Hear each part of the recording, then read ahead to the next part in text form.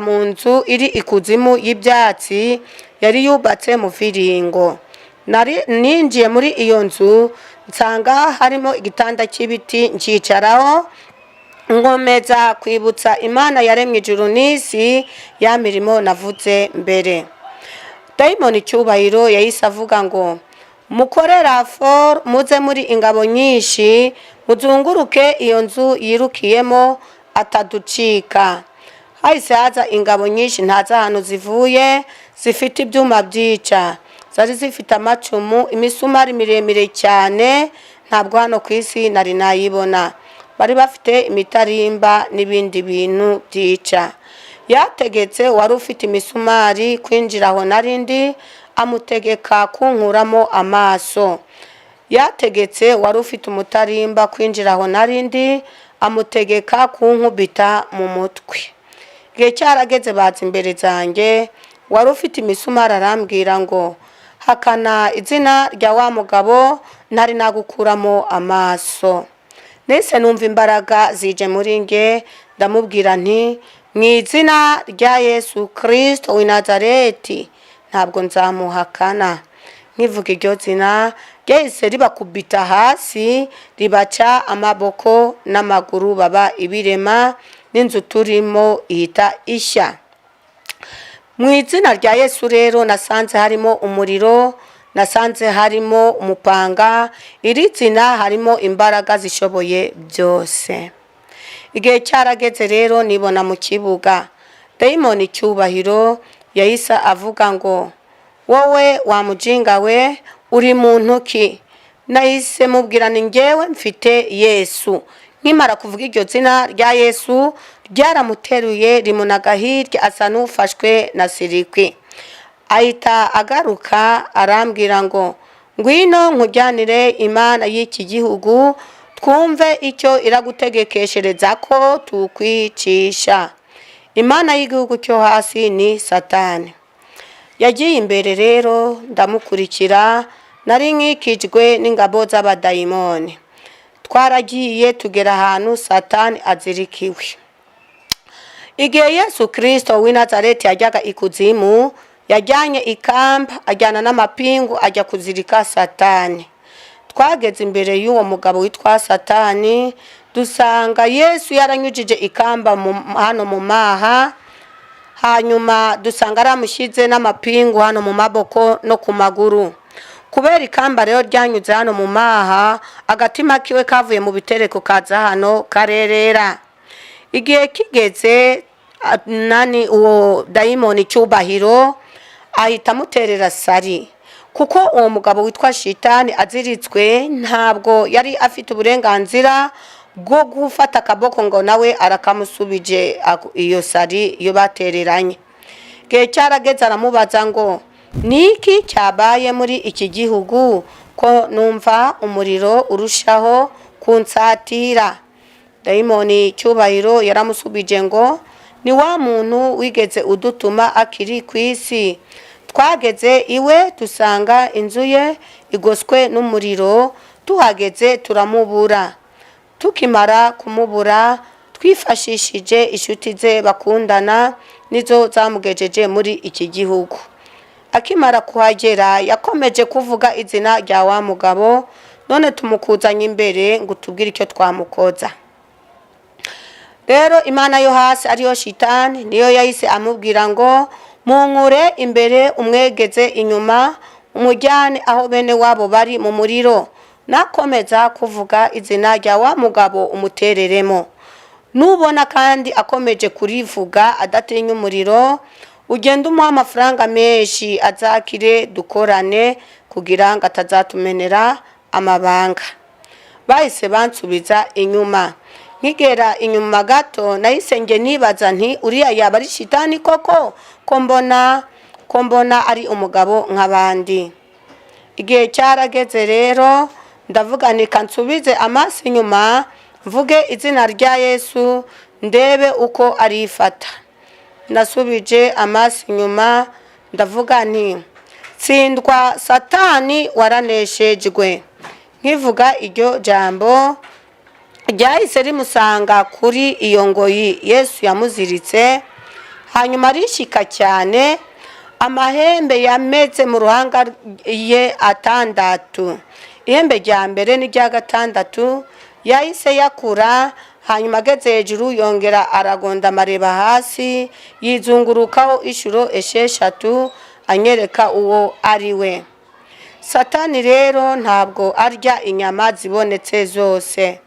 Satani atunzwe n'imitima y'abantu ndetse n'amaraso y'abantu n'inyama yo ku kaguru k'inyuma. Bahise rero banjyana aho iyo mana yo hasi itegetse. Twaragiye tugera ahantu hari umuriro mwinshi. Muri uwo muriro hari harimo abasore n'inkumi, abasaza n'abakecuru ndetse n'abandi bantu bakora ibyaha. Twarahageze rero ngira ubwoba bw'abantu batatu nari nzi nahasanze. Nahasanze umudiyakonezekazi wo nari nzi hano ku isi yakoraga imirimo myiza. Hanyuma yari amaze amezi 3 apfuye. Icyo gihe amara gupfa, korari yagiye kwaririmbira icyumweru tuzi ko ari umugeni utashye ijuru. Igihe cyarageze rero ngenda vuga nti iri niryo juru bavugaga ko ndi kubona harimo abadiyakoni. Dayimoni cyubahiro arambwira ngo niki kiguteye kwivugisha, niki ubonye? Naramusubije ngo ndi kubona mwuriya muriro harimo umudiyakoni nzi kandi wakoreraga Imana yaremye ijuru n'isi. Ahita ambwira ngo nubwo wabonaga abadiyakoni n'abadiyakoneze ku isi, hari abo twabikije amabanga. Arambwira ngo hoji tumwegere akwereka impamvu yamugejeje muri ya muriro arimo.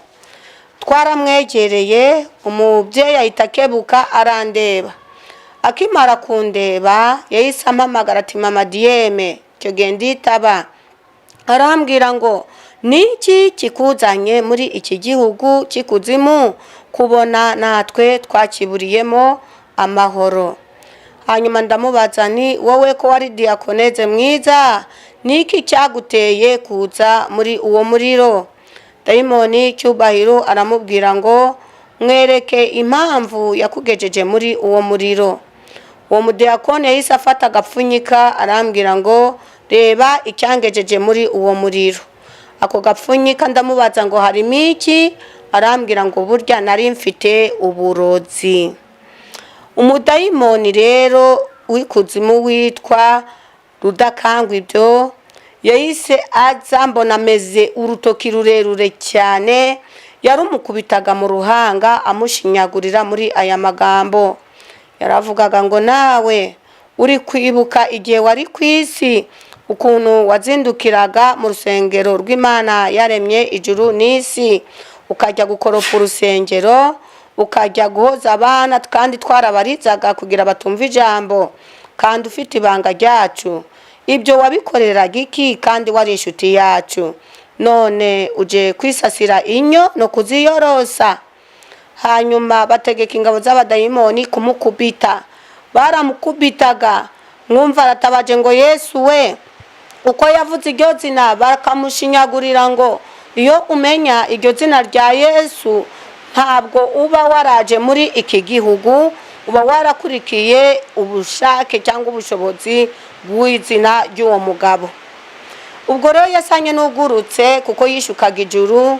Ageze hejuru gato nahise mbona ukuboko kudafite ahantu guteye, kwambaye ikanzu yera kumusunika.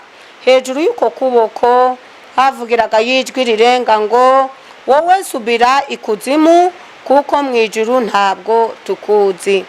Nukuvuga ngo ikuzimu ntabwo ariyo ngagira amahoro, kuko akiri ku isi yavugaga ko akorera ijuru kandi ari umurozi wihishe mu itorero ry'Imana. Ijuru naryo ntabwo yarigiyemo kuko ntabwo yakoreye ijuru ngo abigaragaze, yanga uburozi n'ibindi bintu byatuma atajya mu ijuru. Birasaba wowe urabyumva cyangwa uri kubyumva kukurikira iri zina rya Yesu utishushanya, kurikurikira nta burozi, nta busambanyi, nta bujura, kugira ngo uzagere mu gihugu cy'ijuru, kuko imirimo ukora uzagendana nayo. igihe cyarageze rero mbaza dayimoni icyubahiro nti uriya we ko yari umujura uriya undi akaba yari umusinzi niki cyatumye mumushyira muri uyu muriro kandi yarabakoreye? Dayimoni icyubahiro arambwira ngo uriya yari umujura nibyo koko, impamvu yaje muri uyu muriro afite abana babiri baririmbira Imana yanyu, twabateje uburwayi, korari ijya kubasengera batwirukana muri abo bana. Uyu mubyeyi nawe bamusanze mu rugo rwiwe, mu gihe babasengeye bavuze mu izina rya wa mugabo, uyu nawe abivugaho atwirukana afatanyije n'abanzi b'iki gihugu. Ibyo yabivugiraga iki kandi yari inshuti yacu? Uwo yazize kuba yaravuze ngo mu izina rya Yesu kandi ari inshuti y'ikuzimu. Uyu yari umujura akora ibyo Satani ashaka, icyo yarakizize kuba yaravuze izina rya Yesu. Uwari umusinzi we yazize kuba yaragiye kubera abera b'Imana umushyitsi. Ni ukuvuga ngo iyo wagiye mu rusengero rw'abera b'Imana bakavuga ngo mu izina rya Yesu, nawe ukabivugaho wari umujura, uri umusambanyi, uri umusinzi, iryo zina uzarizira ugeze ikuzimu. Kuko ikuzimu aho ukorera birasaba niba uri umusinzi ubigaragaze ku mugaragaro kandi witandukanye n'abavuga Imana yaremye ijuru n'isi. Uzicuza rero impamvu yakujyanye mu rusengero kandi wowe udashaka kwihana. Kandi wowe uri mu rusengero wihishemo, nawe uzicuza impamvu ukora ibyaha ukihisha mu rusengero, kuko Imana yacu irafuha. Igihe cyarageze rero dayimoni icyubahiro arambwira ngo hakana iryo zina ntari naguterera muri uyu muriro. Naramusubije nti muri uyu muriro harimo abarozi n'abajura n'abanywi b'inzoga aribo basinzi. Ndavuga ni muri ibyo byaha mwabashyiriye muri uyu muriro njyewe ntabwo nigeze mbikora. Dayimoni icyubahiro yagize umujinya, yahise afata umwambaro we arawutanyaguza cyane ababaye. Inkovu afite kuri uwo mubiri wiwe ni iz'abera b'Imana bari hano ku isi bamwicisha. Iyo usitaye ukavuga ngo mu izina rya Yesu, uba wohereje inkota ikuzimu igakubita ku mubiri uwo mudayimoni. Iyo ukoze icyo ari cyo cyose ukavuga izina rya Yesu, uba wohereje inkota ikuzimu igakubita